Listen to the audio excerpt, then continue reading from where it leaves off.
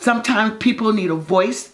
Sometimes people need somebody to say, hey, pay attention over here. Look what's going on. Mm-hmm. Somebody is not paying attention. And that's me. Mm-hmm. We need to pay attention to that.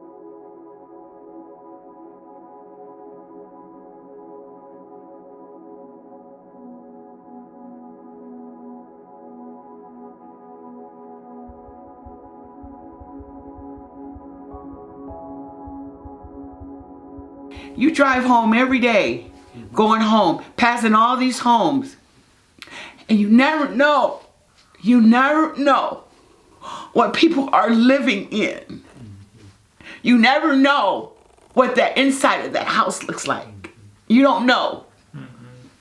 But every time I drive home, I'm looking for, do I need to stop here? Do I need to stop here?